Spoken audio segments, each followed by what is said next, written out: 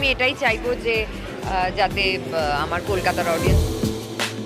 কলকাতা চলচ্চিত্রের জন্য শাকিবকে ওপার বাংলাতেই রেখে দেবেন মিমি চক্রবর্তী। শাকিবের মতো একজন মেগাস্টার একাই যথেষ্ট তলিয়ে যাওয়া একটা ইন্ডাস্ট্রিকে জাগিয়ে তুলতে, যার মাঝে রূপ আর গুণ দুইটাই সমমানে রয়েছে, যে কারণে শাকিবের হাতটি আর এত সহজে ছাড়ছেন না কলকাতার নায়িকা মিমি চক্রবর্তী।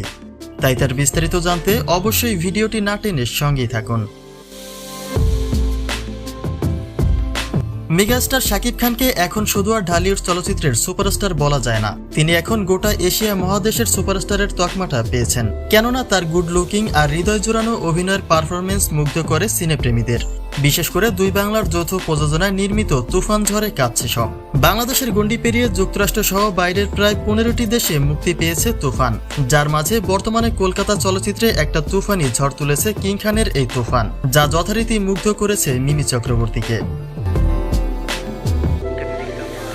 কলকাতায় শাকিবের তুফান মুক্তির পরে টালিগঞ্জের প্রায় অধিকাংশ তারকাদের ঢল নেমেছে সেখানকার সিনেমা হলগুলিতে।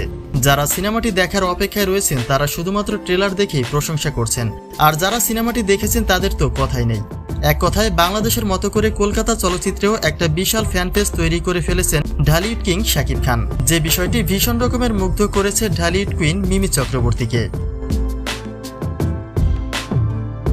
শাকিবের বিপরীতে মিমি প্রথমবার কাজ করলেও এটা তার ক্যারিয়ারের সেরা কাজ বলেই মনে করেন তিনি। কেননা একে তো কিং খানের নায়িকাদের মান অন্য এক উচ্চতায়, আর তার উপরে শাকিবের নায়িকার চরিত্রে মিমির পারফর্ম ছিল অসাধারণ, যে কারণে তুফানের মতো করে শাকিবের পরবর্তী সিনেমায়ও মিমিকে নায়িকা হিসেবে দেখার আশা ব্যক্ত করেছে ভক্তবৃন্দ এবং শুভাকাঙ্ক্ষীরা।